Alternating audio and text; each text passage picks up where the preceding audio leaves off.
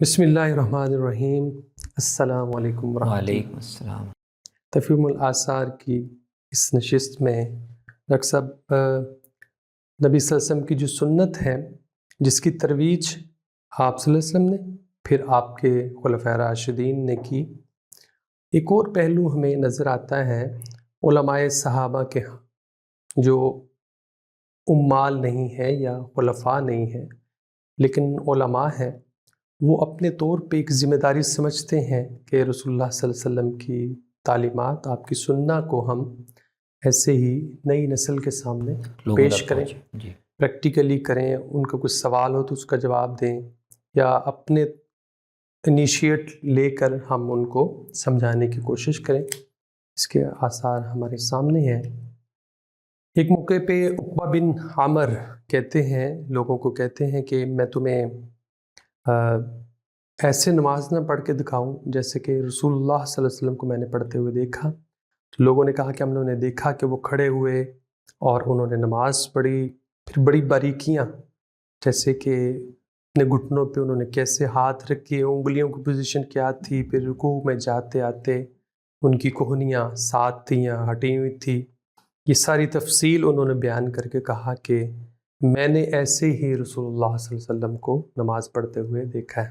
گویا پریکٹیکلی وہ لوگوں کو اپنے طور پہ ایک ذمہ داری سمجھ رہے ہیں اور لوگوں کو اس کی تعلیم عملی طور پر دے رہے ہیں۔ جی، اور اس طرح کے بے شمار واقعات ہیں اور اس میں ہمیں کئی پہلو نظر آتے ہیں، یعنی ان کے پیش نظر ایک تو نماز کا طریقہ صحیح لوگوں کو دکھانا۔ اگر یہ ان کے سامنے نئے لوگ ہیں، نوارد لوگ ہیں، تو پڑھ کے نماز دکھانے کا مقصد یہ ہو سکتا ہے کہ ان کو نماز کا صحیح طریقہ ان کے سامنے آ جائے۔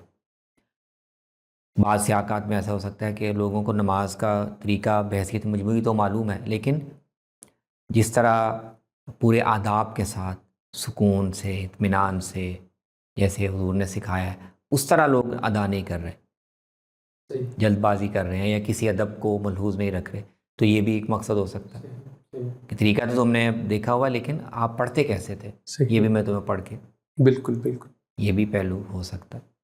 جی جی، اور ایک اور پہلو بھی ہو سکتا ہے، وہ بھی اپنی جگہ میں، کہ رسول اللہ صلی اللہ علیہ وسلم کا طریقہ نماز جس کیفیت میں آپ ادا فرماتے تھے، تو وہ ایک کیفیت بھی لوگوں کے سامنے آ جائے۔ ہم نے آپ کو سے دیکھی ہے، تم ہمیں دیکھ کے ایک اندازہ کر لو۔ تو یہ سارے محرکات تھے اور صحابہ اس کا اہتمام کرتے تھے کہ بالکل لوگوں کو بتائیں۔ آپ نے جو اشارہ فرمایا کہ آپ کی وہ جو ارکان تو بندہ سیکھ لیتا ہے، لیکن وہ جو نماز کے اندر ایک کیفیت ہے، اس کے آداب ہیں، اور رسول اللہ کی نماز کا جو منظر ہے وہ بھی ایک حد تک لوگ بالکل اندازہ کر لیں۔ یہ اگلا اثر اسی طرف ہے، اشارہ کر رہا ہے کہ ابو مسعود کہتے ہیں کہ میں تمہیں رسول اللہ کی نماز پڑھ کے دکھاؤں، تو لوگوں نے کہا کہ ضرور دکھائیے۔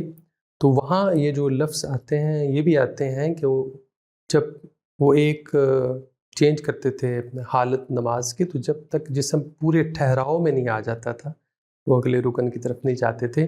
یہ وہی بات ہے جس کی طرف آپ اشارہ فرما رہے تھے۔ وہ جو اس کو ہم تعدیل ارکان کہتے ہیں، یعنی یہ نبی صلی اللہ علیہ وسلم اپنے دور میں بعض صحابہ کو جب نئے لوگوں کو دیکھا کہ وہ بہت جلدی جلدی نماز پڑھے، تو مشہور واقعہ، جی جی بالکل، تو آپ نے ان کو سکھایا، 2-3 دفعہ تو کہا کہ تم نے نماز پڑھی نہیں، دوبارہ پڑھ کے، بالکل ایسے، اور پھر ان کو باقاعدہ تعلیم دی کہ یہ نماز میں ہر رکن کا حق ادا کرنا یہ بھی اس کا حصہ ہے۔ بالکل صحیح۔ تو ایسا لگتا ہے کہ ابو مسعود رضی اللہ عنہ سامنے بھی ایسا ہوگا کہ کچھ لوگ ملاحظہ کر رہے ہوں گے کہ شاید اس کا اہتمام نہیں کرتے، پھر انہوں نے پڑھ کے دکھائی۔ بالکل صحیح۔ عبداللہ بن مسعود سے روایت ہے، انہوں نے کہا کہ میں تمہیں نبی صلی اللہ علیہ وسلم کی نماز پڑھ کے نہ دکھاؤں، تو لوگوں نے کہا کہ دکھائیں، تو انہوں نے صرف پہلی دفعہ ہی رفع دین کیا۔ ایک تو یہ روایت ہے، اسی طرح دوسری روایت میں اس کے برعکس بھی ہمیں نظر آتی ہے ابو حمید الساعدی کی، جس میں انہوں نے اسی طرح لوگوں کے سامنے نماز پڑھ کے دکھائی، لیکن اس میں انہوں نے ہر رکن کی تبدیلی پہ رکوع میں جاتے اور آتے ہوئے انہوں نے رفع دین کیا کر کے دکھایا۔ تو ایک تو یہ وہی جس کی طرف آپ اشارہ فرما رہے تھے، دوسرا خاص طور پر راوی اس حصے کو بیان کر رہے ہیں، رفع دین والے حصے کو، تو کیا یہ وہ جو آپ نے بھی بات فرمائی تھی کہ اس کے اندر بھی کیٹیگرائزیشن ہے السنہ کی، جو آپ صلی اللہ علیہ وسلم ایک تو متفق علیہ ہے، لیکن ایک ہے کہ جس میں کچھ اختلافات بھی ہیں؟ اب اس میں اس میں نا یہ دیکھنا اہم ہے کہ عبداللہ بن مسعود جب کہہ رہے ہیں کہ میں تمہیں نماز پڑھ کے دکھاتا ہوں رسول اللہ صلی اللہ علیہ وسلم کی، اور ابو عمیدہ ساعدی کہتے ہیں کہ میں تمہیں رسول اللہ صلی اللہ علیہ وسلم کی پارٹس پڑھ کے دکھاتا ہوں، تو ایک تو یہ بات ہے کہ انہوں نے جیسے حضور کو نماز پڑھتے دیکھا ہے وہ اس کے مطابق بیان کر رہے ہیں، تو بعض چیزیں نماز میں ان کی سنت مختلف بھی ہو سکتی، تو نبی عبداللہ بن مسعود نے زیادہ احوال میں آپ کو جیسے نماز پڑھتے دیکھا، تو آپ رفع دین کا اہتمام اس میں نہیں فرماتے۔ ٹھیک۔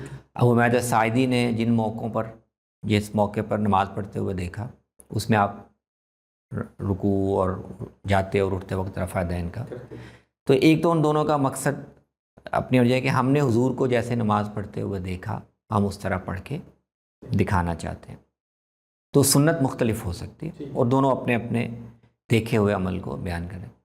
اچھا، یہ جو ہے نا کہ کیا ان کا مقصد خاص طور پر یہ بتانا تھا عبداللہ بن مسعود کا کہ رفع دین صرف پہلی دفعہ کرنا ہے، یا ابو عمید ساعدی کا مقصد خاص طور پر یہ بتانا تھا کہ ان موقع پر بھی، تو یہ ضروری نہیں ہے۔ ٹھیک ہے، ٹھیک ہے، وہ نماز کا ایک مجموعی طریقہ بتا رہے ہیں، ہاں راوی یہ اخذ کر سکتا ہے یا راوی اس کو ہائی لائٹ کر رہا ہے جو اس کی دلچسپی کا مسئلہ ہو سکتا ہے، تو ان صحابہ کے پیش نظر یہ ہو کہ ہم خاص طور پر اس عمل کو نمایاں کریں، یہ ضروری نہیں۔ بالکل ٹھیک، بالکل صحیح۔ لیکن ظاہر ہے کہ ایک راوی کے سامنے اس کے سامنے یہ سوال ہے کہ رفع دین کی روایتیں مختلف ہیں، تو وہ پھر ابو عمیدہ ساعدی کے اس نماز کے طریقے میں اس کو نمایاں کر رہا ہے کہ انہوں نے کیا تھا، تو یہ راویوں کے بھی رجحانات ہیں، رجحانات ہو سکتے ہیں۔ ٹھیک ہے، بالکل صحیح۔ مالک بن حویرث جو ہیں وہ کہتے ہیں کہ میں تمہیں نبی صلی اللہ علیہ وسلم کی نماز پڑھ کے نہ دکھاؤں جیسے نبی صلی اللہ علیہ وسلم کو میں نے دیکھا، تو اور انہوں نے پھر بتایا، اور انہوں نے کہا کہ نبی صلی اللہ علیہ وسلم نے پہلی رکعت کے بعد آپ صلی اللہ علیہ وسلم آپ بیٹھے، آپ نے قعدہ کیا، پھر آپ اٹھے، جب دوسرا سجدہ مکمل کیا اور آپ بیٹھے، اور آپ اٹھنے سے پہلے آپ تھوڑی دیر بیٹھے اور آپ پھر بیٹھے، تو اب یہ بھی اپنا مشاہدہ، یہ وہی صحابی ہیں جو جن کا پیچھے ذکر آیا کہ اپنے قبیلے کے ساتھ لوگوں کے ساتھ آئے اور 20 دن اچھا انہوں نے قیام کیا، بالکل ٹھیک، بالکل ٹھیک، اور کہتے ہیں ہم جوان تھے تو آپ نے پھر ہمیں محسوس کرتے ہوئے کہ یہ گھر سے اداس ہو گئے ہوں گے تو پھر ہمیں رخصت کیا، تو ان دنوں میں انہوں نے دیکھا جیسے حضور کو نماز پڑھتے ہوئے، اور آخری عمر میں نبی صلی اللہ علیہ وسلم تھوڑا جسم بھاری ہو جانے کی وجہ سے یا تو ایسا لگتا ہے کہ آپ اٹھنے سے پہلے تھوڑی دیر ایک سہارا لے کر اٹھتے تھے، تھوڑا سا بیٹھ، تو اب وہ اپنا وہ مشاہدہ بالکل بیان کریں کہ میں نے حضور کو ایسے نماز پڑھتے بالکل صحیح۔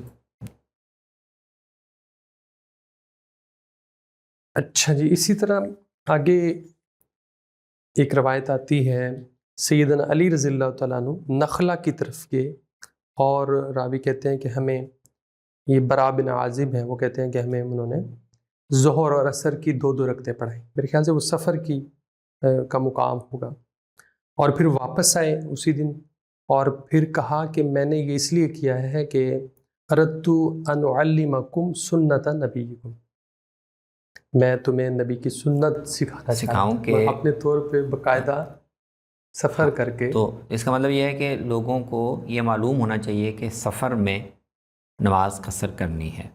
صحیح۔ اور ایک تو یہ وہ اب نخلہ میرے خیال میں مدینہ سے کچھ فاصلے پر، اندازہ مجھے نہیں کتنا فاصلہ، ایک تو یہ سکھانا چاہ رہے ہیں کہ نئے لوگ ہیں تو ان کو، دوسرے یہ بھی شاید واضح کرنا چاہ رہے ہیں کہ اتنے فاصلے پر بھی ہم قصر کر سکتے۔ ٹھیک، بالکل صحیح۔ یعنی یہ لوگوں کو یہ کہ ان کو رخصت کا تو علم ہوگا، لیکن یہ لوگوں کو پتہ ہونا چاہیے کہ اگر ہم مدینے سے اتنے فاصلے پر بھی گئے کسی ضرورت کے لیے تو ہم قصر نماز کی رخصت سے فائدہ اٹھا سکتے۔ بالکل صحیح۔ بالکل صحیح. اور ظاہر ہے کہ اگر وہ کہہ رہے ہیں کہ نبی صلی اللہ علیہ وسلم کی سنت ہے تو یہ یقیناً کسی نہ کسی موقع پہ نبی صلی اللہ علیہ وسلم بھی تشریف لے گئے ہوں گے اتنے ہی فاصلے پر، یہ ہو سکتا ہے اسی جگہ پہ، جی جی بالکل. اور وہاں آپ نے نماز قصر کی ہوگی. بالکل صحیح. بالکل صحیح. تو یہ وہ جو ان کے مشاہدے میں چیز ہے وہ لوگوں کو بتا رہے ہیں. بالکل صحیح. عبداللہ بن حارث کہتے ہیں کہ حضرت ابن عباس نے ایک دن جب کہ بہت آندھی تھی، طوفان، بارش اور کیچڑ بن چکا تھا، تو انہوں نے ہمیں خطبہ دیا، اور جب مؤذن حی علی الصلاۃ پہ پہنچا تو انہوں نے اس کو حکم دیا کہ تم یہ اعلان کرو کہ الصلاۃ فی الرحال، کہ نماز تم آپ اپنے جہاں جہاں لوگ ہیں وہیں پہ پڑھ لو. اور لوگوں نے ان کی طرف تعجب سے دیکھا تو انہوں نے کہا کہ یہ اس کا عمل ہے جو نبی صلی اللہ علیہ وسلم کے بارے میں اشارہ فرمایا ظاہر کہ یہ ان کی طرف اشارہ فرما کے کہا کہ یہ تو ان کا عمل ہے، یہ تمہارے نبی کی سنت ہے، آپ صلی اللہ علیہ وسلم ایسے ہی فرمایا کرتے تھے ایسی صورتحال میں. اب اس طرح کی جو سنن ہیں یہ ظاہر ہے ان کو خاص طور پہ کوئی موقع پیدا ہونے پر تعلیم دینی پڑی، کیونکہ یہ معمول تو ہے نہیں. بالکل معمول نہیں. اور جن لوگوں معمول جب نہیں تو ظاہر ہے کہ عام طور پر لوگوں کو علم ہو یہ بھی ضروری نہیں. بالکل صحیح. تو آپ نے خاص موقعوں پر بھی ہی اس کا اہتمام کیا ہوگا. تو یہ صحابہ کا اہتمام ان کے بارے میں بھی آتا ہے، عبداللہ بن عمر کے بارے میں بھی آتا ہے کہ وہ جب ایسی کیفیت ہوتی بارش تو وہ اہتمام سے کہتے تھے کہ نماز میں اذان میں یہ اطلاع یہ شامل کر دو تاکہ لوگ بارش میں یا آندھی میں گھروں سے آنے کی زحمت نہ کریں. بالکل صحیح. بالکل نماز کا وقت ہو گیا لیکن نماز اپنی جہاں پر ہو، اپنے ٹھکانوں پر ہو، گھروں میں، وہیں پڑھ لو. بالکل صحیح. عبداللہ بن عوف کہتے ہیں کہ میں نے ابن عباس رضی اللہ تعالیٰ عنہ کے پیچھے ایک جنازے کی نماز پڑھی، اور انہوں نے فاتحۃ الکتاب پڑھی، یعنی انہوں نے سورہ فاتحہ پڑھی، اور ساتھ کہا کہ میں یہ تمہیں لِتَعْلَمُوا أَنَّهَا سُنَّةٌ، جی میں نے اس لیے پڑھی ہے تاکہ تمہیں پتہ چلے کہ یہ سنت ہے. سنت ہے. تو موقع کوئی ایسے لگتا ہے صحابہ کوئی موقع ضائع نہیں جانے جو بھی دیتے. موقع آئے جس میں لوگوں کو تعلیم دی جا سکے، صحیح. اگر ان کو علم نہیں ہے تو دی جا سکے، یا موقع پیدا ہو گیا تو تعلیم دی جا سکے، تو اس کا وہ اہتمام کرتے تھے. اور اس میں بعض روایات میں کہ انہوں نے بلند آواز سے بھی پڑھی عبداللہ بن عباس نے، کیونکہ اگر تعلیم دینا مقصود ہے تو اگر فرض کریں رسول اللہ صلی اللہ علیہ وسلم معمولاً اگر نہیں بھی پڑھتے تھے لیکن تعلیم دینے کے لیے اگر آپ اونچی آواز سے پڑھیں تاکہ لوگوں کو پتہ چل جائے کہ نماز جنازہ میں بھی فاتحہ پڑھی جا سکتی ہے یا پڑھنی چاہیے، تو یہ درست ہے. بالکل اصل میں سکھانا بھی چاہ رہے ہیں کہ فاتحہ میں بھی جنازے کی نماز میں بھی فاتحہ پڑھنی چاہیے. بالکل صحیح. ہم عام طور پہ جس سوسائٹی میں رہتے ہیں یہ ایک سیٹل سوسائٹی ہے، رسول اللہ صلی اللہ علیہ وسلم کو اور ہمارے درمیان صدیاں گزر چکی ہیں، بہت ساری چیزیں ہماری معاشرت کا حصہ بن چکی ہیں. اس دور میں ایسے لگتا ہے جیسے بہت ساری چیزیں کچھ نئے لوگوں کے لیے، معاشرت کے لیے بھی حصہ بن رہی تھی. اس کے موقع پہ بعض چیزیں ہمیں نظر آتی ہیں جو ہم فرق نہیں کر پاتے آج کے دور میں، ان چیزوں کو ایز اٹ از اپلائی کرنا چاہتے ہیں، حالانکہ وہ ایک تشکیلی دور ہے اس معاشرے کا جس میں بعض چیزوں کو خاص طور پہ تعلیم کی غرض سے سمجھایا جا رہا ہوتا ہے. تو ہم اس کو، مجھے یہ چیز محسوس ہوتی ہے کہ ہم اس کو ایز اٹ از بعض دفعہ لینے کی کوشش کر رہے ہوتے ہیں. یہ چیز بھی آپ سمجھتے ہیں کہ اس کا فرق؟ اس میں دونوں ہی پہلو ہیں، ان میں وزن ہے. ایک تو یہ ہے کہ اگر کسی جگہ پر ایک طریقہ لوگوں میں رائج ہو گیا اور وہ مانوس اس سے ہو گئے ہیں، تو اور ظاہر دور بھی دینی تعلیم کا معیار یا فہم وہ نہیں ہے، تو ایسے معاشرے میں آپ بعض دفعہ کسی معمولی سی بات پہ بھی تھوڑا ہٹیں تو ایک لوگوں میں اضطراب پیدا ہوتا ہے. بالکل ٹھیک. تو سلف میں آپ کو لگتا ہے کہ اس کا جب یہ چیزیں ہو گئیں اور مختلف علاقوں میں کچھ اعمال، تو سلف میں اس کا رعایت ملتی ہے کہ طریقہ اگر ٹھیک ہی ہے، ناجائز نہیں ہے، کوئی غلط نہیں ہے، سنت ہی پر قائم ہے، تو اس میں خواہ مخواہ کوئی دوسری سنت یا کوئی دوسرا طریقہ وہ متعارف کروانے یا لوگوں کو اس کی دعوت دینے کی کوشش نہ کی جائے. تو ایک یہ پہلو ہے، اس میں بھی وزن ہے.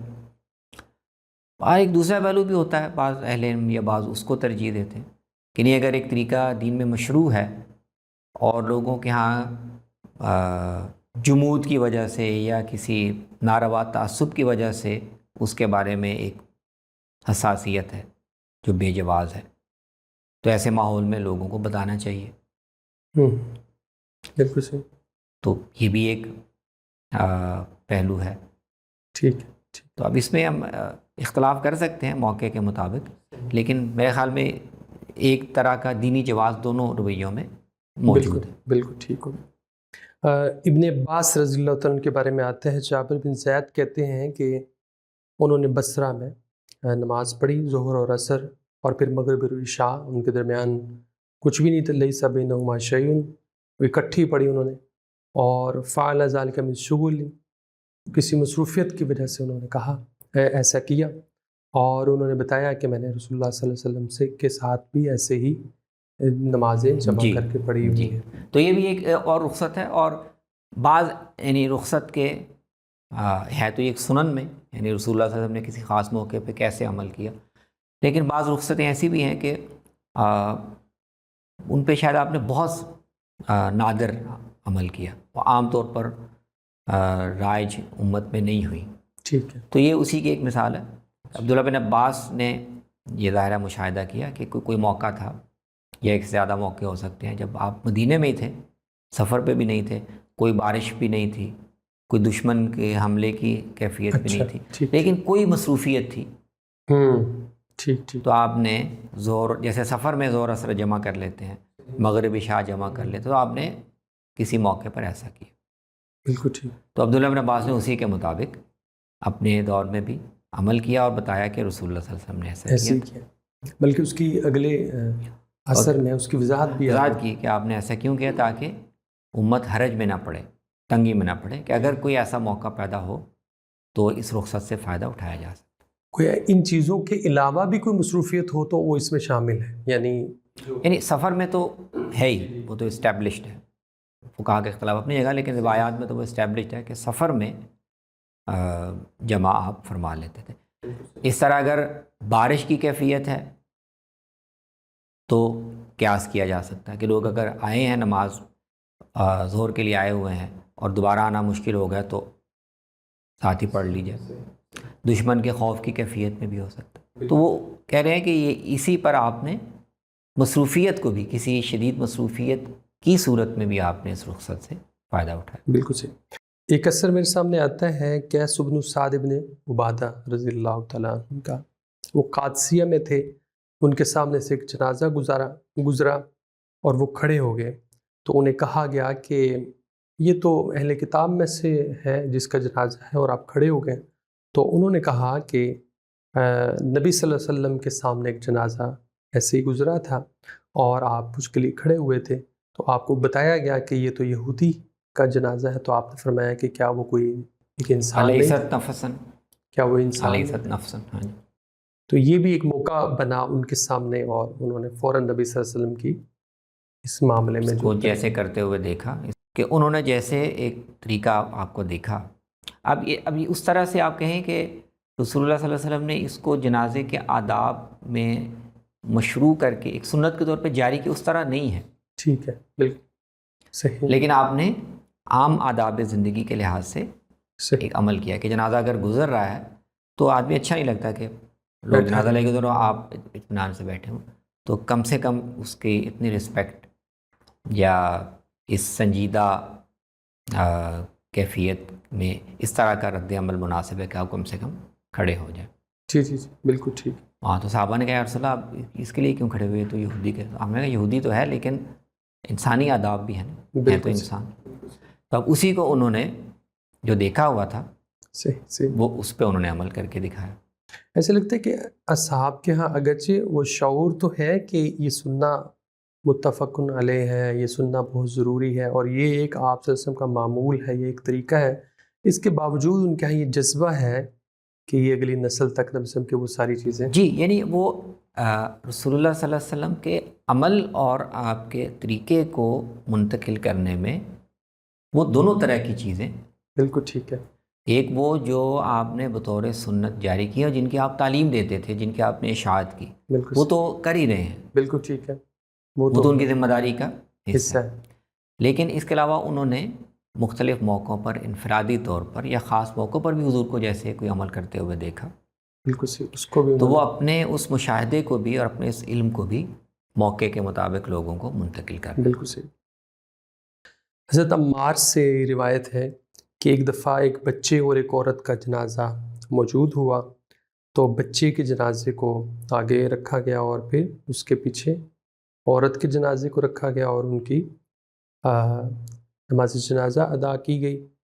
اور یہ جو ترتیب تھی اس کے بارے میں پھر صحابہ نے کہا کہ یہ السنہ ہے، یعنی یہ نبی صلی اللہ علیہ وسلم کا طریقہ تھا کہ اگر دو مختلف جنازے اس طرح تو کے عام طور پر چاہا چونکہ ایک الگ الگ جنازے ہوتے ہیں، لیکن کبھی ایسا موقع بن جائے، کبھی ایسا موقع ہو جائے، اگر تو ایک ہی صنف کے ہیں پھر بھی کوئی مسئلہ نہیں، صحیح، لیکن بعض دفعہ مرد بھی ہیں عورت بھی ہیں، صحیح صحیح، بعض دفعہ ایک بچہ ہے کوئی بڑا ہے، تو اس میں پھر جنازہ آپ نے ایک ہی دفعہ پڑھانا ہے، تو ترتیب کیا ہونی چاہیے. صحیح صحیح. تو وہ انہوں نے ایک موقع ایسا پیدا ہوا تو انہوں نے اس ترتیب کے مطابق جو انہوں نے دیکھی ہوئی تھی یا ان کو سکھائی گئی تھی اس کے مطابق بچے کے جنازے میت کو رکھا پھر اور اس کے مطابق نماز جنازہ پڑھا دی.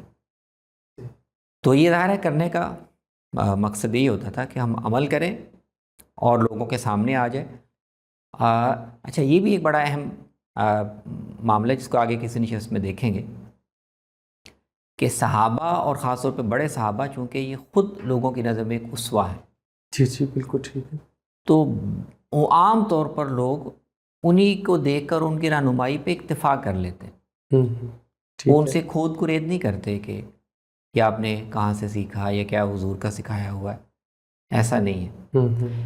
لیکن بعض مواقع پر لوگ پوچھ بھی لیتے ہیں، بالکل ٹھیک ہے، یا وہ پہلے ان کے علم میں نہیں ہے یا ان کو تعجب ہوا یا تھوڑا عجیب سی بات محسوس ہوئی، وہ پوچھ بھی لیتے تھے اور پھر انہیں حوالہ دینا پڑتا تھا کہ جی جی جی. تو یہ بھی یہ اسی روایت میں بھی ہے کہ اس جنازے میں ابو سعید خدری ہیں، ابن عباس ہیں، ابو قتادہ ہیں، ابو ہریرہ ہیں، جی، اور ان سے پوچھا گیا اس کے بارے میں، انہوں نے کہا یہ حضور کا بتایا ہوا طریقہ یہی اسی کا طریقہ ہے. اسی طرح زید بن ارقم نے ایک جنازہ پڑھا اور اس پر 5 تکبیریں کہیں کی اور کہا کہ رسول اللہ صلی اللہ علیہ وسلم نے بھی یہ اتنی تکبیریں ہی پڑھی، آپ نے اتنی تکبیریں پڑھی. تو اصل میں نبی صلی اللہ علیہ وسلم کے تو تکبیریں مختلف مروی ہیں. جی جی بالکل. 4 بھی ہیں، عام طور پر آپ 4 پڑھتے تھے، 5 بھی ہیں، 6 کی روایت بھی ہے. تو صحابہ سیدنا عمر نے یہ کوشش کی تھی کہ کوئی ایک طریقے پر عمل جاری ہو جائے، تو عموماً 4 پہ عمل جاری ہو گیا تھا.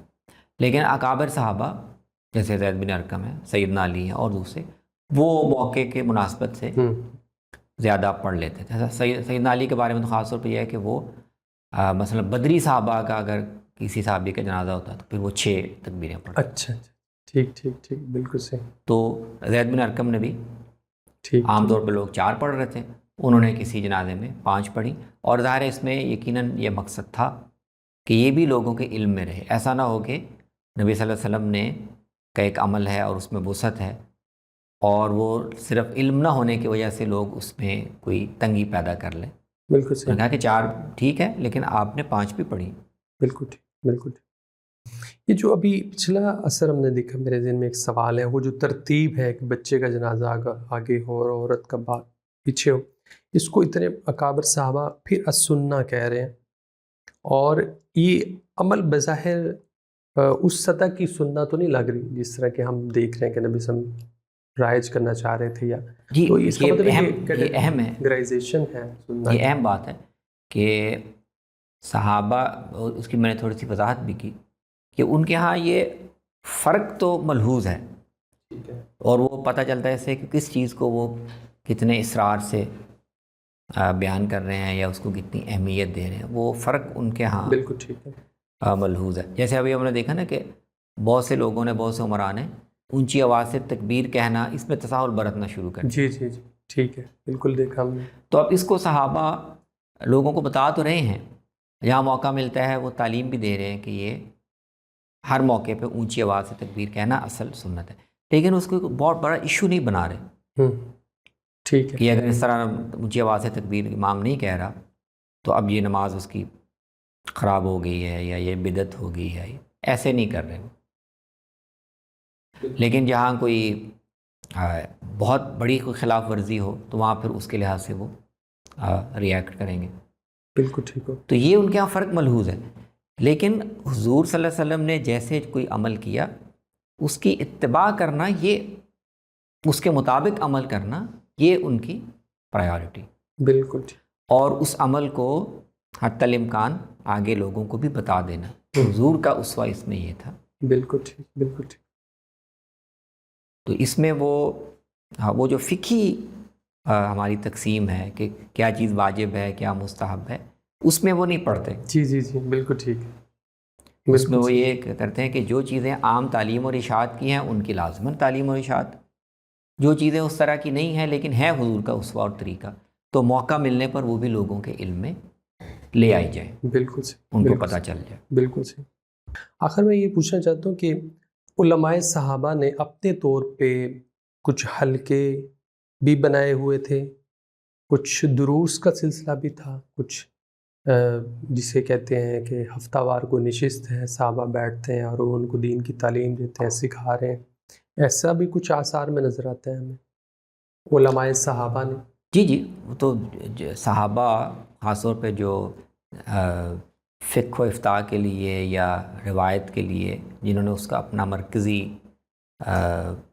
کردار یا اپنا دائرہ وہ متعین کیا، تو ان کے باقاعدہ پھر حلقے ہوتے تھے، صحیح، ان کے قریبی عام حلقے بھی ہوتے تھے مساجد میں جس میں وہ عمومی گفتگو کرتے تھے، اور ان کے تلامذہ کے خاص حلقے بھی ہوتے تھے، صحیح، مسجد میں ہو سکتے ہیں، کبھی ان کے پاس گھر میں جمع ہو جاتے تھے۔